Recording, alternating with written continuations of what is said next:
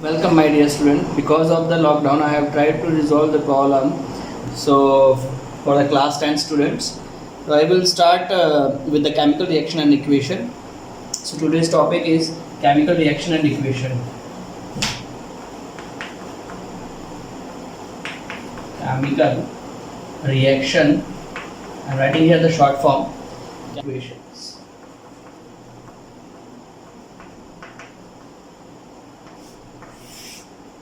So this is a very important chapter. So first of all, we have to study to understand this chemical reaction. There are two types of the changes. So changes.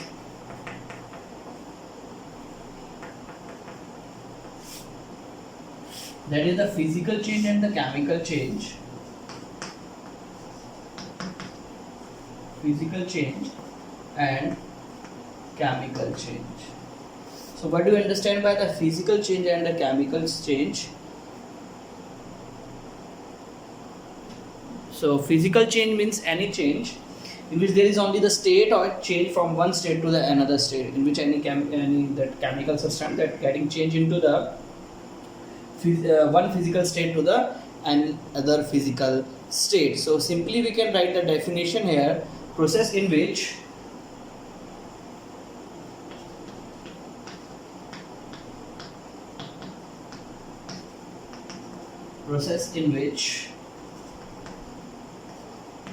substance change from one state to another.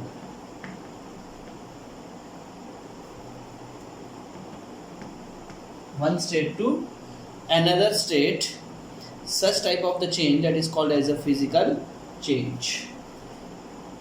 In this physical change, no new chemical substance is formed. Chemical substance is formed. Now, what is the chemical change and what is the chemical reaction? So first of all, I will discuss what is the chemical change. So this is the change in which this such type of a process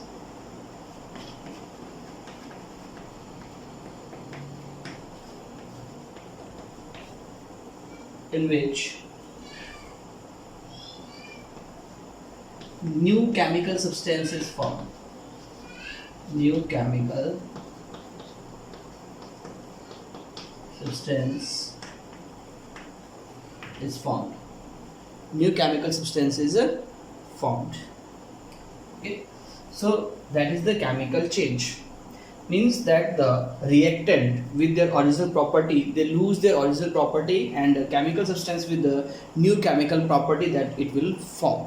So if we take any example, so both of the cases, suppose that H2O from the solid, it is on heating, it is changed into the H2O liquid. So new chemical formula. No new chemical formula is formed after heating. After heating, right? Only the state is changed. Such type of change that is called as a physical change. Now, in the case of the chemical change, if we take an example, suppose that carbon plus oxygen, you will get carbon dioxide. This carbon dioxide is gas, this oxygen is gas, this carbon is solid.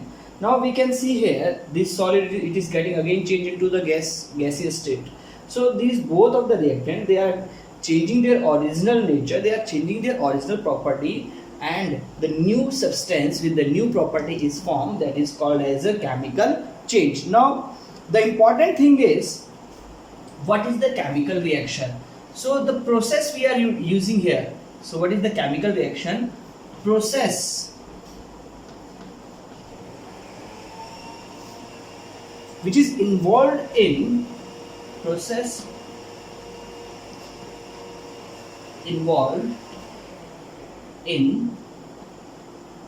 chemical change, process involved in chemical change called chemical reaction.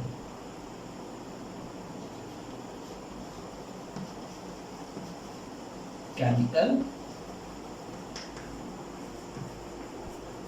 reaction, called as a chemical reaction.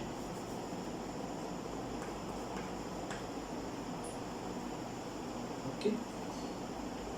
Now, so process here, that is the oxidation.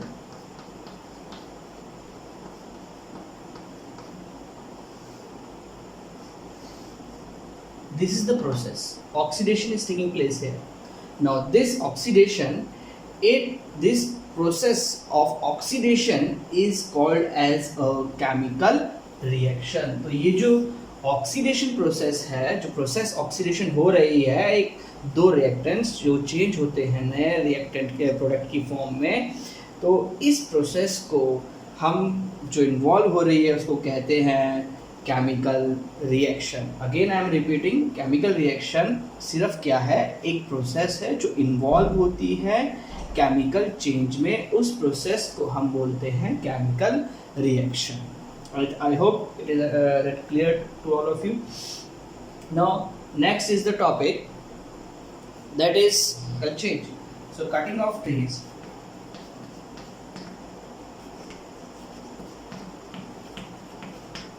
This one example. Another example, cooking of food.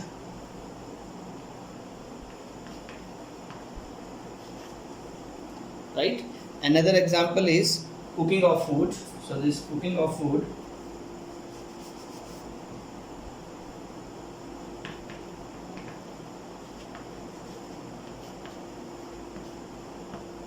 Third one is that another example,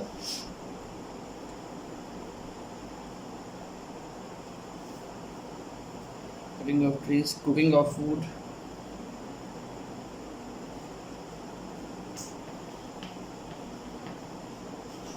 Burning of wax. So if we try to solve this, so how we can prove that this cutting of trees, it is a chemical or a physical change? So cutting of trees, it is a chemical change. It is a chemical change because due to oxidation,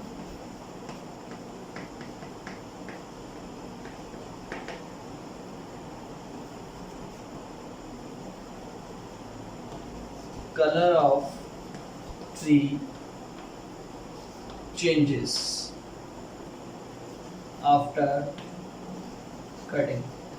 cutting करने के बाद कुछ समय के बाद due to oxidation उसका जो colour है वो चेंज हो जाता है, इसलिए वो क्या है, केमिकल चेंज है. Cooking of food, cooking of food भी एक केमिकल चेंज है. कैसे? सपोज अगर मैं एग्जांपल लेता हूँ एग का, तो अगर आप कई बार देखा होगा एग को जब हम बॉईल करते हैं, ठीक है, तो एग वाइट पार्ट जो होता है डेट इज, उसमें जो मेन कंपोनेंट होता है वो होता है प्रोटीन. तो आफ्टर बॉइलिंग जो प्रोटीन होता है वो डीनेचर हो जाता है. डीनेचर का मतलब होता है उसका जो प्रोटीन का नेचर है वो चेंज हो जाता है. सपोज दैट एक और अगर हम एग्जांपल लें मीट जैसे कि, तो मीट को पकाने के बाद आफ्टर कुकिंग, ठीक है, मीट को कुकिंग जब हम करते हैं तो आफ्टर कुकिंग एक्चुअली मीट में कंपोनेंट होता है कोलेजन, ठीक है. तो कुकिंग के बाद कोलेजन चेंज हो जाता है जिलेटिन में. किस में चेंज हो जाता है? जिलेटिन में, ठीक है. तो इससे यहाँ से प्रूव हो जाता है कि कुकिंग ऑफ फूड भी क्या है, एक केमिकल प्रोसेस है. Now next is the burning of wax. Burning of wax भी एक केमिकल प्रोसेस है. कैसे? वैक्स कोई ऑर्गेनिक कंपाउंड होता है, हमें पता है वैक्स को हम पेट्रोलियम से ड्राइव करते हैं.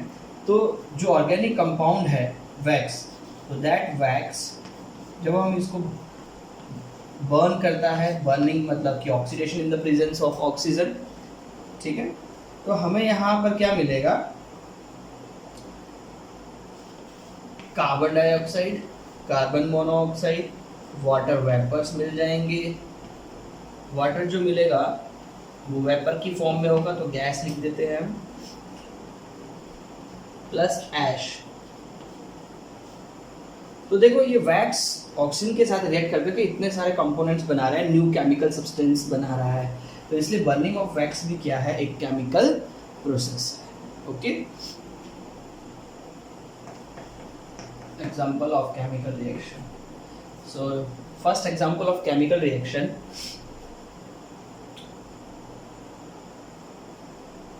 lead iodide. I'm writing directly the chemical formula. Lead means Pb, right? तो lead nitrate हम ले लेते हैं, NO3 whole twice plus potassium iodide Ki। यहाँ पर -2 है, सॉरी -1 है, यहाँ पर +2 है, +1 है, -1। So due to double displacement, you will get the product that is lead iodide plus potassium nitrate।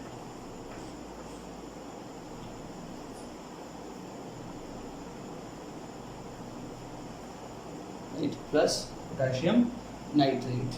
okay, so this is a chemical change। how this is a chemical change?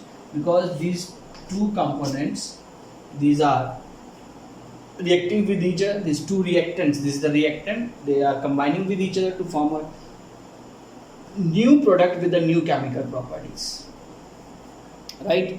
Now in this case, this lead iodide, it is a yellow solid, it is yellow in color।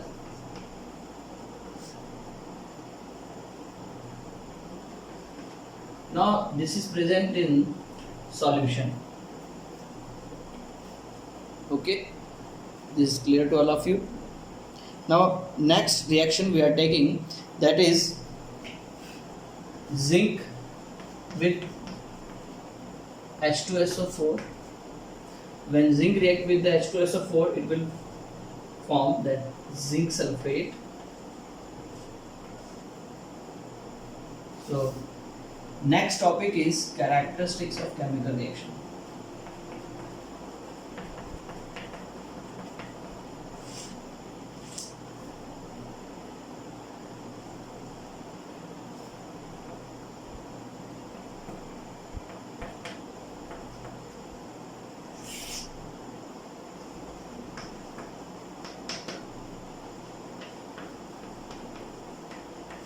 characteristics of chemical, first characteristic of chemical reaction is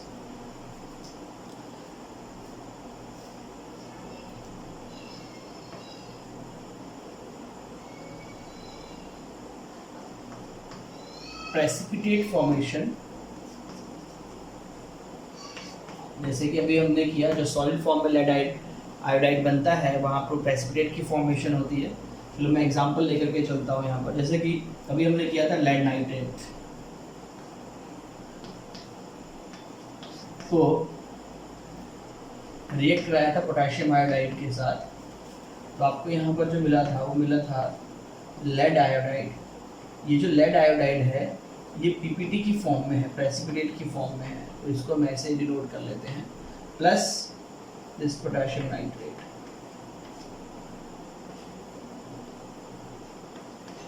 okay, तो ये जो PPT है यहाँ पर आपने देखा कि जो सॉलिड पार्टिकल्स हैं वो जो प्रेसिपिटेट की फॉर्म में है, ठीक है, और यहाँ पर जो कलर आता है उसका येलो आ जाता है। यहाँ पर ये कलरलेस होता है, ये भी कलरलेस होता है। तो देखो कलरलेस है सॉल्यूशन बिगिनिंग में, बाद में जैसे ही इनका आपस में रिएक्टेंट का रिएक्शन होता है तो आपको पास कलर भी चेंज होता है, आपको प्रेसिपिटेट मिलते हैं उस सॉल्यूशन के अंदर जिनका कलर क्या होता है, येलो होता है, और वो सॉलिड फॉर्म में प्रेजेंट होते हैं। यहाँ पर लेड नाइट्रेट भी सॉलिड होता है और ये भी सॉलिड होता है। नेक्स्ट है इसी में colour change.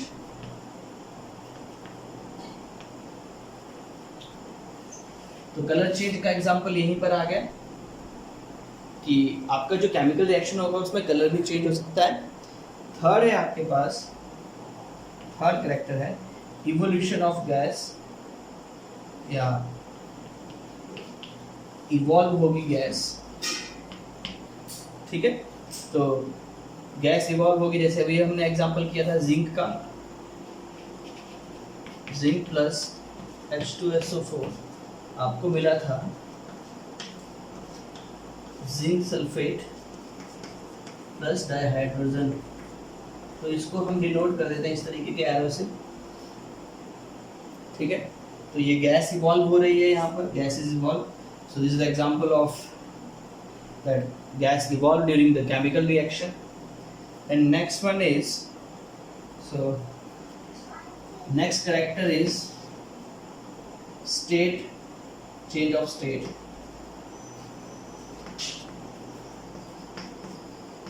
change of state.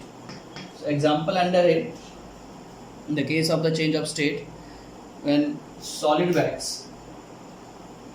is solid in the presence of oxygen during burning,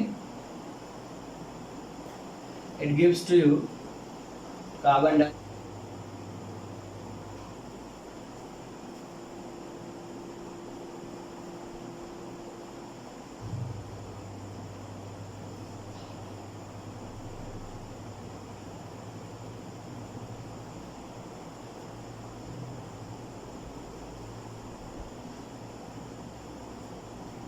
Okay, so this carbon dioxide is gaseous. Now another example is change of state. When wax solid with the oxygen, this is in the gaseous form, on burning it also produces the gas carbon dioxide, water vapor, that is also the gaseous state, carbon monoxide. So this is the change of state. Okay, so next character is change of temperature.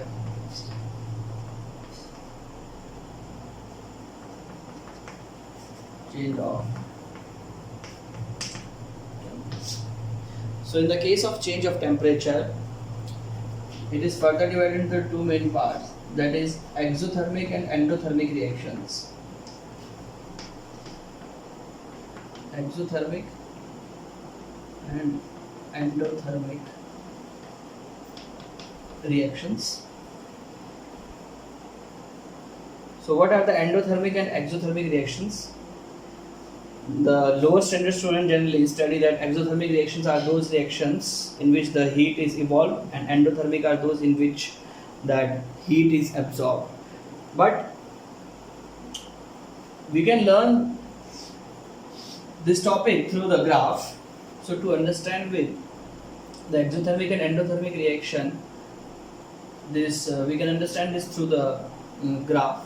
This is very explanatory and better explanation for the exothermic and endothermic reactions. See, what are the exothermic and endothermic reactions? See, in the very beginning, this is the reactant, and here the reactant, suppose that AA and BB, this is one reactant and this is another reactant. When this reactant, they react with each other in the very beginning, they require the energy to break the bond. Right? Otherwise this reaction can't take place. So in the very beginning we are giving the energy to the reactant in that reaction. Suppose that we are giving the 50 joule of energy total.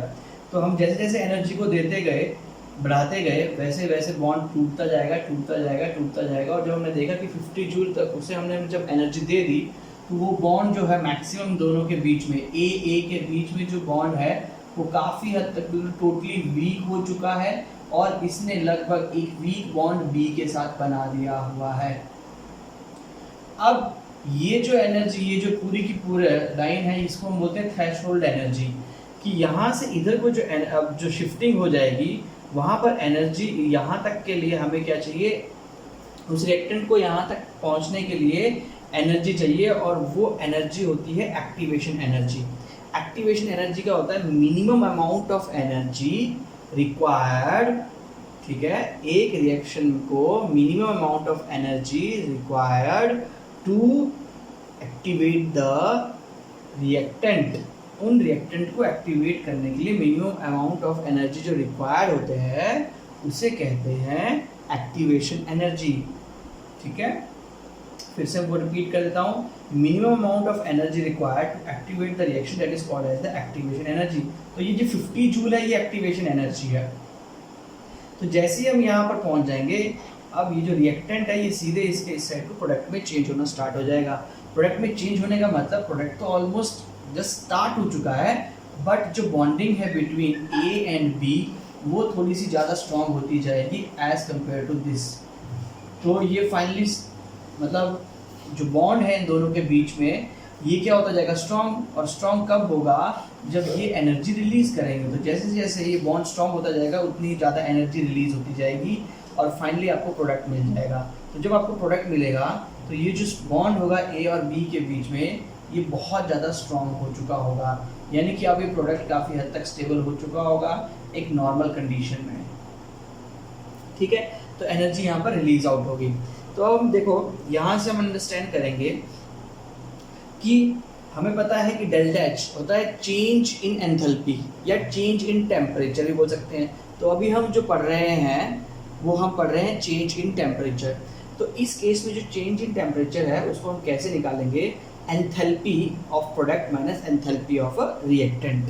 अब ये है enthalpy of product और ये है enthalpy of reactant, यानी कि beginning में कोई ना कोई उसकी पोटेंशियल एनर्जी तो होगी, ठीक है, और इतनी हमने और उसे एक्स्ट्रा दे दी रिएक्शन को एक्टिवेट करने के लिए, तब ये एक्टिवेट हुआ और प्रोडक्ट बनना स्टार्ट हो गया। Now here we can see that this is the final जो एनर्जी ऑफ प्रोडक्ट है दैट इज 10 एंड एनर्जी जो इनिशियल एनर्जी थी रिएक्टेंट की वो कितनी है 30। तो 10 माइनस 30 इज माइनस का 20, यानी कि इस केस में हमने बाहर से इस केस में जो बाहर से energy the that is the 50 joule. तो 50 जूल तो इसने रिलीज ही कर दी, बट इसने एक्स्ट्रा कितनी और रिलीज कर दी 20। तो इसीलिए माइनस का है यहाँ पर 20। ठीक है, now in this case this the endothermic. How this the endothermic, हमने यहाँ पर भी in the very beginning step हम इसे बाहर से मान लो ये 50 जूल ही एनर्जी देते हैं और ये जो रिएक्टेंट है आपस में रिएक्ट होकर के प्रोडक्ट में शिफ्ट होना चालू हो जाता है। तो इसके बाद यहाँ तक जो इसकी एक्टिवेशन एनर्जी थी वो भी कितनी थी 50 जूल। इसके बाद ये एनर्जी रिलीज करता गया और फाइनल में प्रोडक्ट में बन गया। तो यहाँ पर देखो इसके कंपैरिजन में एनर्जी बहुत कम रिलीज हुई है, राइट। तो कम एनर्जी रिलीज हुई है तो यानी कि जितनी एनर्जी इसने रिलीज की, मान लो ये 30 एनर्जी जूल इसने रिलीज की, तो 30 जो है फर्दर उस रिएक्शन को कंटिन्यू करने के लिए, यानी कि जो दूसरे और मॉलिक्यूल्स होंगे वो भी आपस में रिएक्ट हो जाएं तो रिएक्शन क्या होगा, कंटिन्यूअसली प्रोसेस में रहेगा। तो उसके लिए मान लो 30 तो हमने यहाँ पर जूल यूज़ कर ली, लेकिन फिर भी 20 जूल मुझे और रिक्वायर्ड है। तो मुझे अगेन बाहर से इस रिएक्शन को एनर्जी लेनी पड़ेगी ताकि वो रिएक्शन कंटिन्यूअस रहे till the reaction will complete, जब तक वो रिएक्शन कंप्लीट नहीं हो जाता। तो इसीलिए अब ये जो एनर्जी है ये 20 का जो कमी है ये हमें क्या होगा इस केस में कहाँ से लेनी पड़ेगी, बाहर से लेनी पड़ेगी, राइट।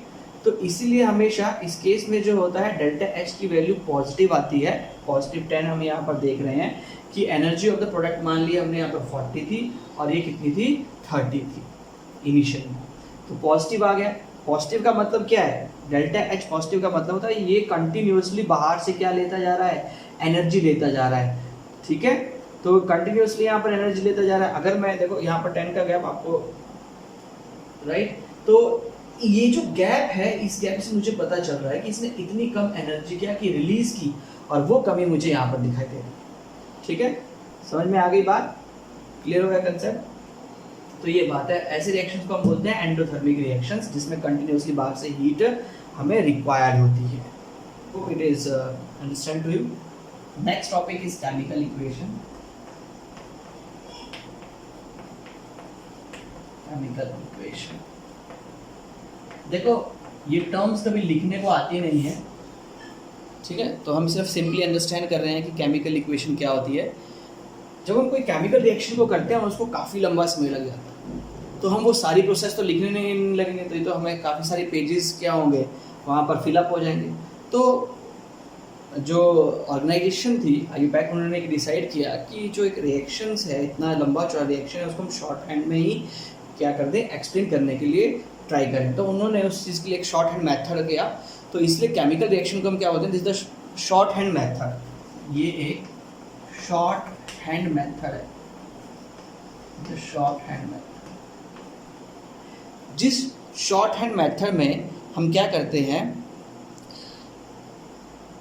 दैट सिम्बल्स एंड फॉर्मूले of different reactant and product को हम क्या करते हैं, यूज करते हैं, right. So this is the short hand method of representing this chemical reaction by using formulae and symbols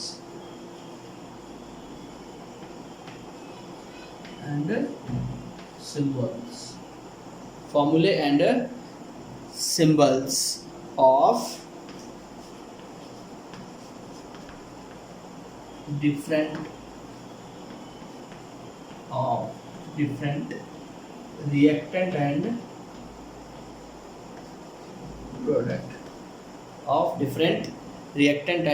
product is called chemical equation, right. तो एक शॉर्ट हैंड मेथड है. जैसे फॉर एग्जांपल, जैसे कि अभी हमने पीछे भी एग्जांपल्स किए, तो जैसे जिंक प्लस H2SO4, तो आपको क्या मिलेगा, zinc sulphate plus dihydrogen gas evolve हो जाएगी यहाँ पर, ठीक है. Zinc sulphate and dihydrogen gas.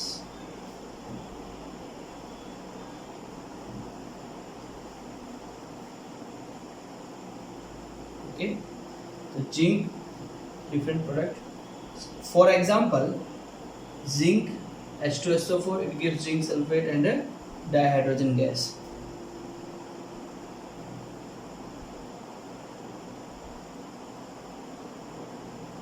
Okay, तो E -2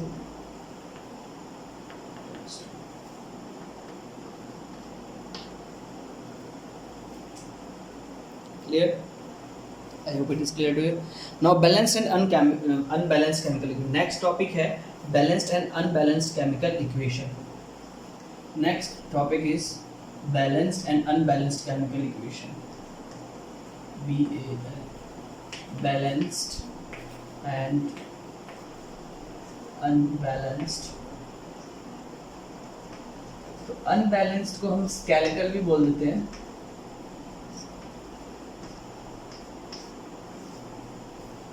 chemical equation. Balanced chemical equation वो होती है जिसमें सपोज दैट मैं एक इक्वेशन लिखता हूँ, वो पहले अनबैलेंस लिखूंगा. Zn, ये तो बैलेंस ही रहेगी आपके पास,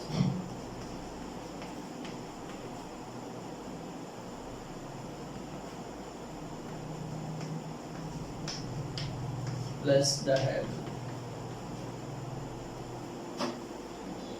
देखो यहाँ पर हमें बैलेंसिंग करने की जरूरत तो नहीं है, लेकिन फिर भी एक और एग्जांपल मैं लूँगा तो उससे ज़्यादा अंडरस्टैंड होगा दोनों को कंपेयर कर करके. यहाँ पर देखो zinc H2SO4, zinc sulphate and dihydrogen gas. Balance chemical equation वो होती है जिसमें number of atom of each element on the both side in the chemical reaction are equal. Such type of the chemical equation is a balanced chemical equation, जिसमें number of atom of each element. Suppose मैं first zinc element लेता हूँ, तो zinc element इस side भी और इस side भी, दोनों साइड इस केमिकल इक्वेशन में उनके एटम क्या होने चाहिए, बैलेंस होने चाहिए. जैसे Zn का 1 है यहाँ पर, तो यहाँ पर भी क्या है, 1 है. H2 हाइड्रोजन 2 है, यहाँ पर भी 2 है. सल्फर 1 है, यहाँ पर 1 है. ऑक्सीजन 4 है, यहाँ पर 4 है. तो ये इक्वेशन क्या है, बैलेंस है. अब कुछ इक्वेशन ऐसी भी हो सकती हैं जो अनबैलेंस होंगी, लेकिन हमें बैलेंस करनी पड़ेंगी, ठीक है. For example potassium chloride KClO3 को हम लेते हैं, राइट. KClO3 को अगर हम हीट करेंगे तो हमारे को यहाँ पर क्या मिलेगा, KCl plus dihydrogen, KCl plus oxygen, dihydrogen नहीं sir, oxygen, right. KCl plus oxygen. अब देखो यहाँ पर ऑक्सीजन 3 है, यहाँ पर 2 है, तो ये इक्वेशन क्या है, अनबैलेंस है. और ऐसी इक्वेशन को हम साथ में क्या बोल देते हैं, स्केलेटल इक्वेशन. तो अब हमें इस इक्वेशन को क्या होगा, बैलेंस करना होता है. तो डिफरेंट मेथड्स होते हैं, तो यहाँ पर हम बैलेंस कर लेंगे इसको. तो हिट एंड ट्रायल मेथड है according to your that syllabus. But ऐसा कोई ज़रूरी नहीं है, वहाँ पर आपको सिर्फ बैलेंस करने के लिए आता है जनरली एग्ज़ाम्स में, तो आपको सिर्फ बैलेंस करना आना चाहिए फर्स्ट। तो सबसे पहले हम सिंपल मेथड है कि सबसे जो लार्ज नंबर ऑफ आइटम है जिस एलिमेंट को उसको हम बैलेंस करने से स्टार्ट करें तो बहुत जल्दी हो जाता है। तो यहाँ पर हमें इवन ऑड का भी फंडा अप्लाई करना होता है। तो देखो 2 3 6 हो जाएगा, तो 3 2 6 हो जाएगा, राइट। अब यहाँ पर कितना हो गया, 2 हो गया, पोटेशियम क्लोरीन भी 2, तो यहाँ पर हमने 2 से मल्टीप्लाई कर दिया। तो इस तरीके से हम इसको क्या करेंगे, बैलेंस। तो ये हो गई अब बैलेंस, पहले अनबैलेंस थी, अब क्या होगी, बैलेंस। तो इस इक्वेशन को हम बोलते हैं balanced chemical equation. I hope it is better understand to you now. Next जो टॉपिक है हमारे पास वो है बैलेंसिंग ऑफ केमिकल इक्वेशन। तो बच्चों अगर आपको कोई भी डाउट्स हो या कोई क्वेरी हो तो आप मुझे प्लीज़ सेंड कीजिए और कमेंट कीजिए। मैं आपकी जो भी डाउट्स है वो ऑनलाइन भी सॉल्व करवा सकता हूँ और मैसेज के थ्रू भी आपको सेंड कर सकता हूँ। टाइमिंग जो रहेगा मेरा वो रहेगा 7 to 8 के बीच का डाउट्स के लिए। कोई भी डाउट्स वगैरह हो तो आप सेंड कर सकते हैं। तो आई होप आपको अच्छा लगा होगा। तो प्लीज़ इसे शेयर कीजिए और सब्सक्राइब कीजिए। धन्यवाद।